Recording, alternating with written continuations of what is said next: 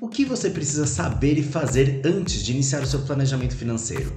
Vem comigo que eu te conto o que quase ninguém te conta por aí. Então, bora tomar um café e bater um papo sobre finanças? Enquanto passo o aviso do canal, deixa seu like, dá confiança e já aproveita para se inscrever e ativar o sininho para receber todas as novidades aqui do canal. Olá, você está no canal Rodrigo César Investe.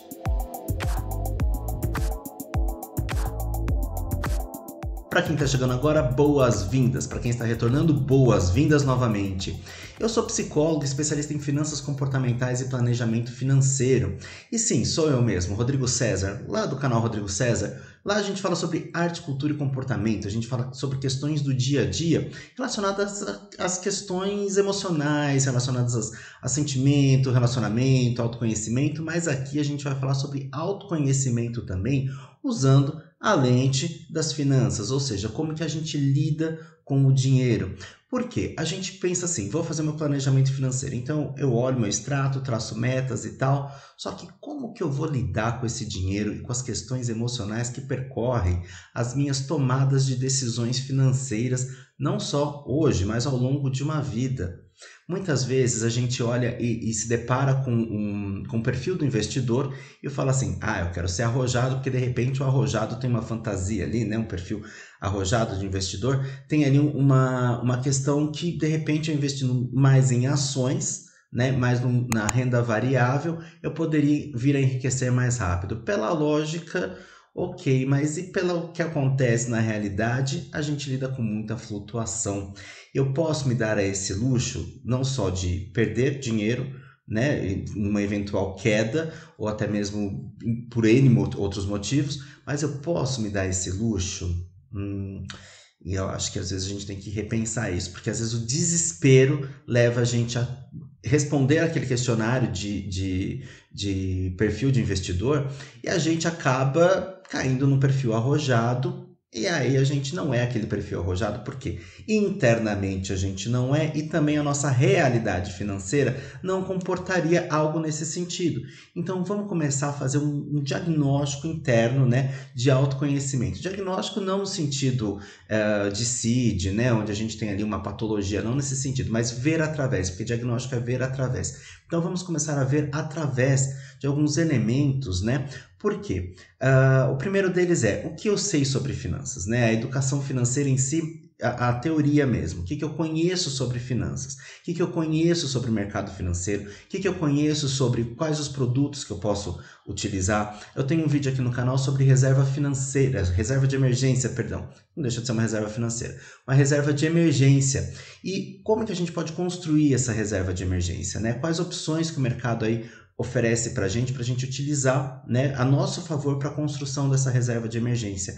E ali eu falo onde, por exemplo, a gente tem um tipo de produto, né, o Tesouro Direto, que ele é o mais seguro. Mas será que ele ainda assim é a melhor opção para a sua realidade?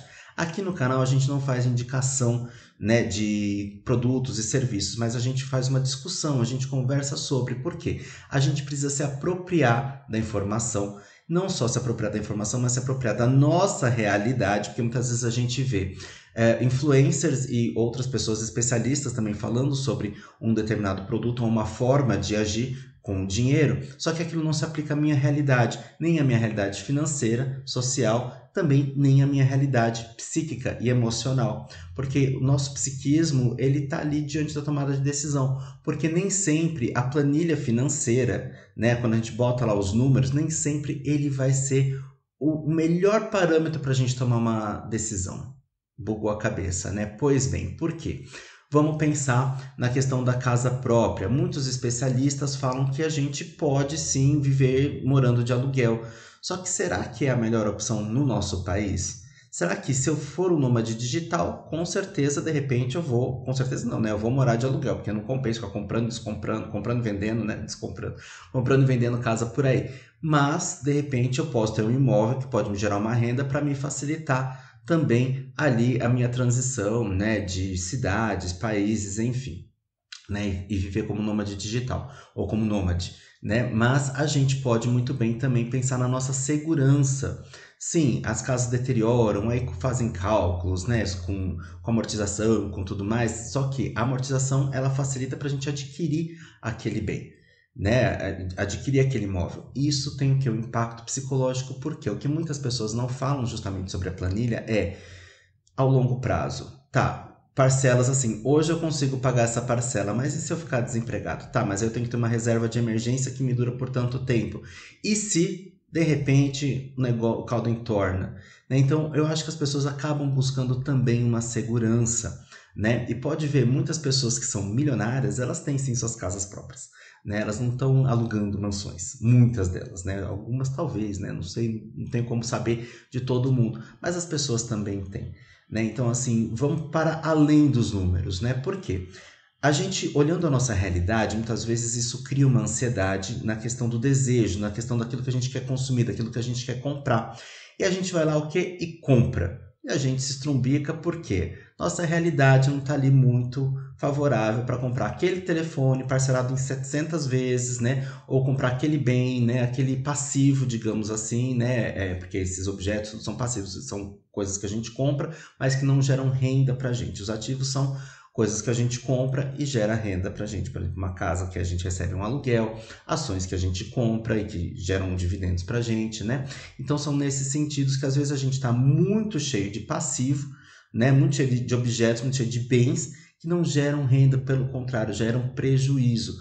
Mas a gente está o quê? Dentro de uma sociedade de consumo onde o desejo é despertado e eu preciso ter aquele celular mais recente, eu preciso ter aquela roupa, eu preciso fazer aquela viagem. Só que às vezes a gente não precisa. Mas o que é esse preciso? Esse preciso, muitas vezes, é uma recompensa que a gente se dá diante de uma frustração, do estresse, da ansiedade, de uma decepção, de uma pressão. É uma compensação. Nessa recompensa é uma compensação.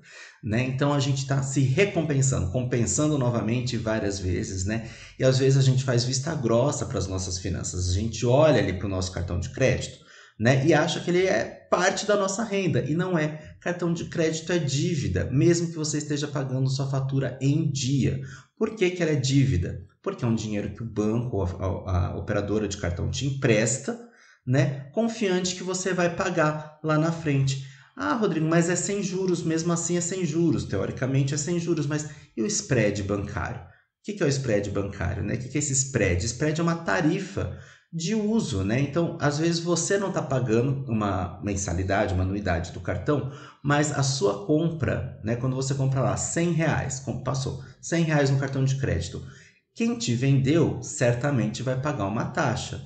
E essa taxa foi repassada para você, né? O comerciante não vai ter, o prestador de serviço não vai ter esse prejuízo. Essa taxa já foi repassada para você e você está utilizando ali, sim, você está sim pagando. Então, é uma utilização de um serviço e é uma dívida, sim. Por isso que o banco te empresta isso em confiança que você vai pagar. E se você não pagar, a taxa do banco é das mais altas, né? A taxa de cartão de crédito é das mais altas que existem.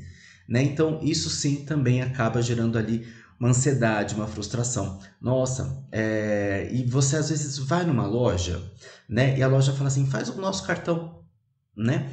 E aí você fala assim, tá, faço.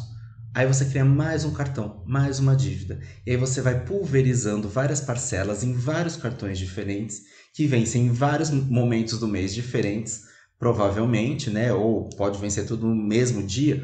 Mas como é que eu lido com esse impacto todo? Por quê? Essa questão psicológica, ela é muito séria, porque a gente tem às vezes a sensação de que eu dou conta, né? Quando a gente está frustrado, a gente está o quê? Para baixo, né? A gente está se sentindo menos.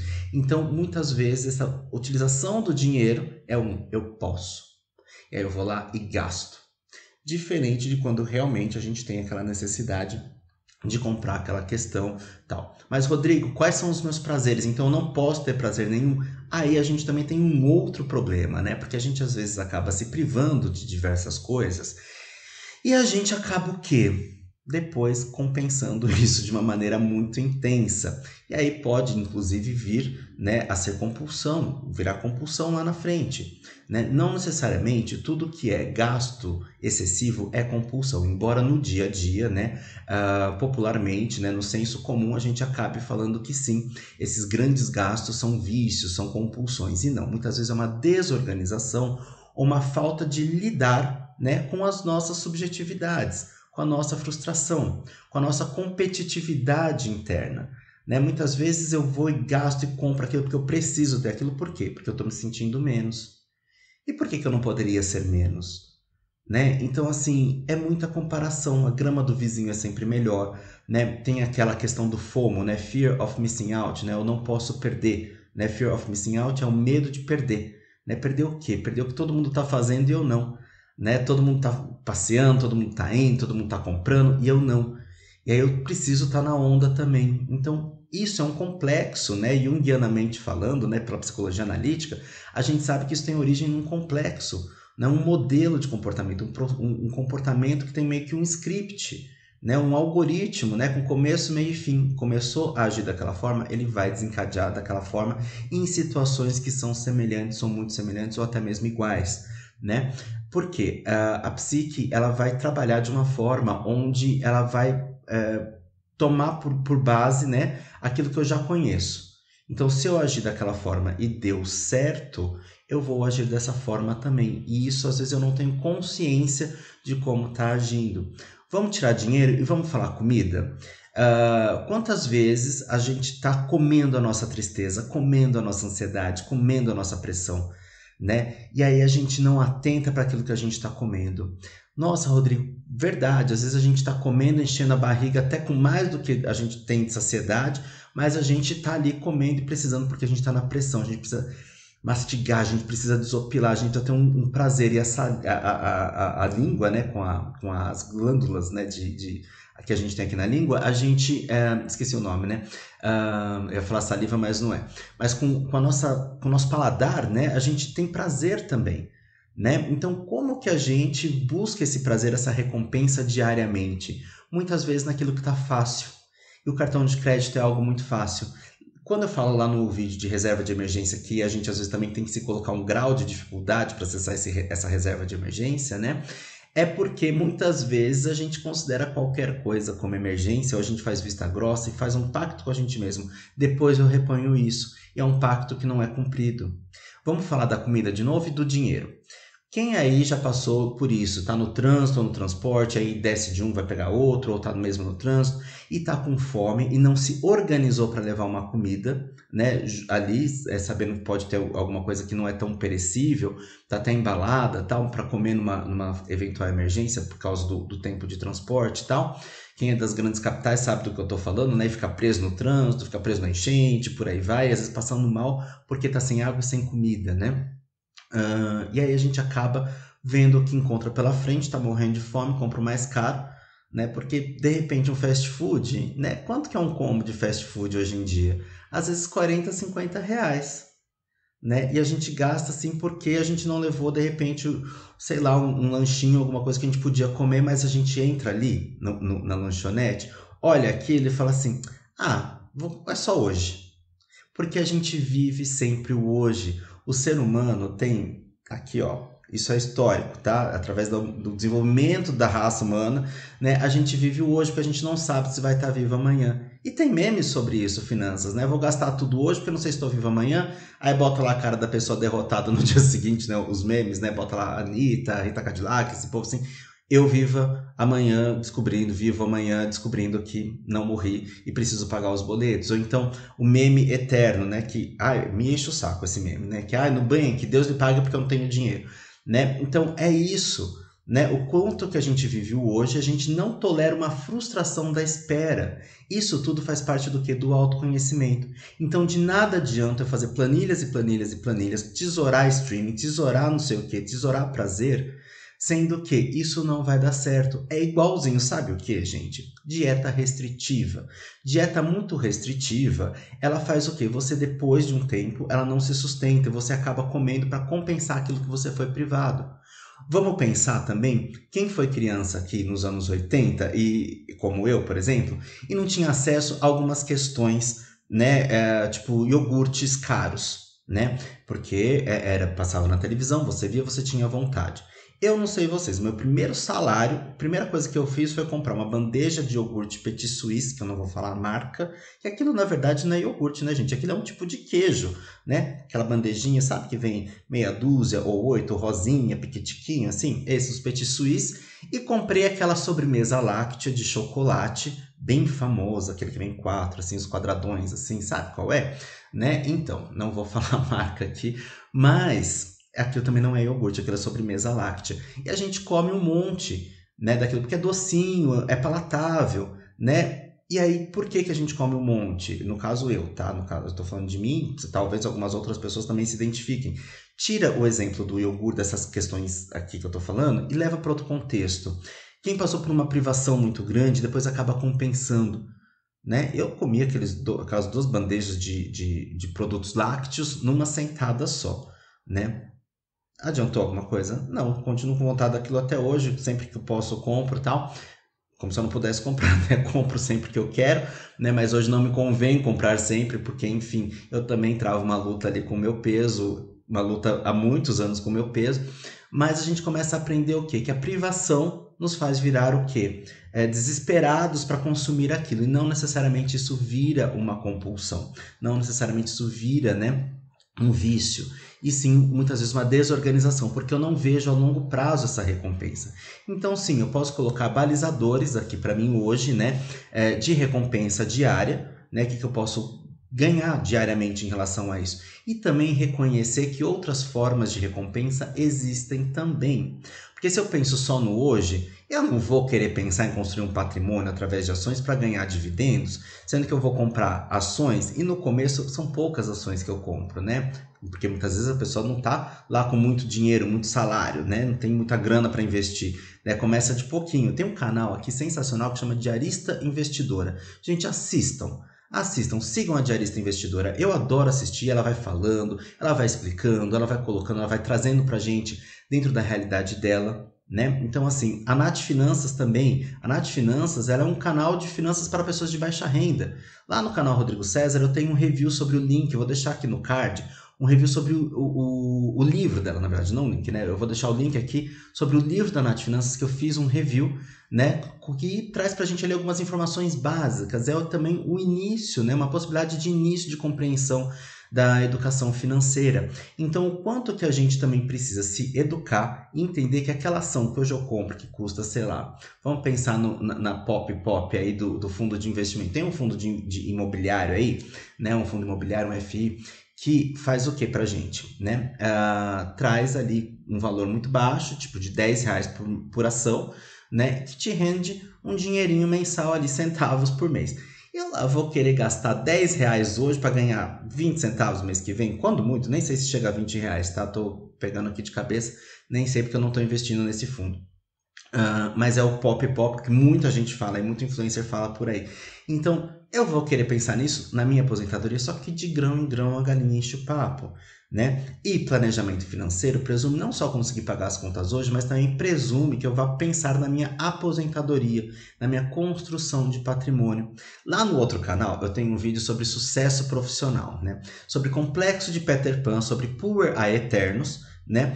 E uma pessoa falou assim para mim: nossa, eu entrei aqui para ver sobre Peter Pan e tá falando sobre empreendedorismo, sobre aposentadoria? Sim, porque quem vive o complexo de Poor Eternos, ou popularmente conhecido como síndrome de Peter Pan, apesar de não ser uma doença, tá, de CID, eu explico isso lá no outro vídeo, apesar de não ser dessa forma, a pessoa que é Poor Eternos ou Peter Pan é o quê? Que tem dificuldade de crescer, né? Quer ficar na infância. Quem está na infância não está pensando em aposentadoria, né? Só que a gente precisa compreender as transições, as etapas da vida, né? E a gente às vezes não sabe sobre isso.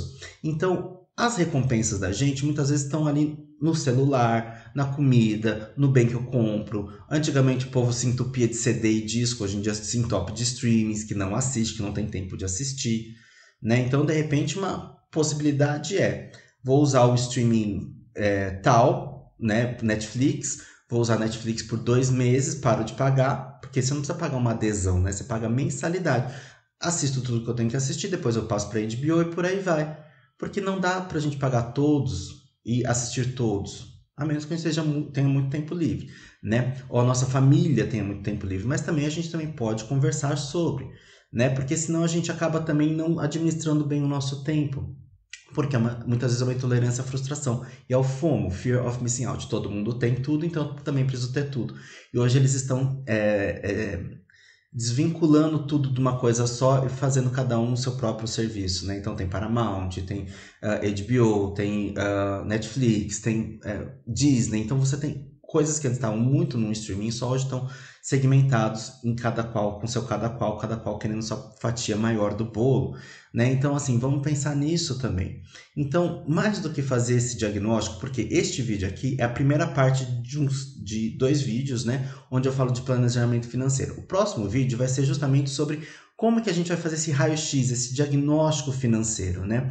Só que a gente precisa sim entender que outras formas de recompensa existem e a gente precisa olhar para a nossa profissão, para o nosso ofício, para a nossa vocação, aquilo que a gente está realizando no dia a dia, que muitas vezes vai trazer para a gente uma recompensa subjetiva e vai nos levar a uma possibilidade de empreender e até ganhar mais na profissão, precificar melhor, né? A gente pensar na valorização do trabalho, como que eu posso chegar numa empresa que muitas vezes eu não consigo precificar, não é um serviço, né? E aí, como é que eu chego nessa empresa e peço um aumento? Como é que está o mercado dentro da minha profissão? Será que eu preciso fazer uma transição de carreira ou transição de área para ganhar mais? Né? Será que eu preciso fazer uma renda extra?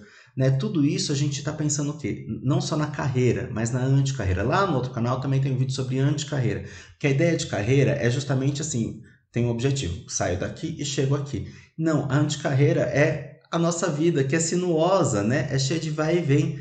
Né? Então, tudo que eu quero trazer para vocês aqui hoje é, antes da gente começar a pensar só sobre as finanças, não é só antes, né? Talvez ao mesmo tempo, é a gente ir para um autoconhecimento e entender como que a gente lida com esse dinheiro, né? Eu vou falar sobre isso no próximo vídeo, né? Que é esse diagnóstico, esse raio-x, esse ver através das finanças, como é que eu estou agindo, né? Eu vou pegar o meu extrato, como é que eu vejo isso, como é que eu vejo o que é necessidade, o que é recompensa, né? Eu vejo como é que isso está repercutindo no meu cartão de crédito, né? No meu planejamento para o futuro. Então, tudo isso são coisas que a gente vai falar no próximo vídeo. E hoje eu só quis trazer para vocês assim, o que alivia a nossa atenção? Será que eu estou precisando disso? O que eu preciso fazer para decidir se eu vou comprar ou não vou comprar aquilo? Né? Para onde eu tenho que olhar? É só para valor, para promoção? E se de repente eu tenho esse dinheiro? Ou se de repente eu olhar para dentro e ver o que está acontecendo aqui dentro, de onde vem essa vontade de comprar, certo? Se você gostou do vídeo, deixa seu like, manda para os amigos, se inscreve no canal, o canal está começando agora, e é isso, deixa aqui nos comentários o que você achou do vídeo e deixa aqui nos comentários também o que você gostaria de ver por aqui, tá bom? Um grande beijo e até o próximo vídeo, tchau!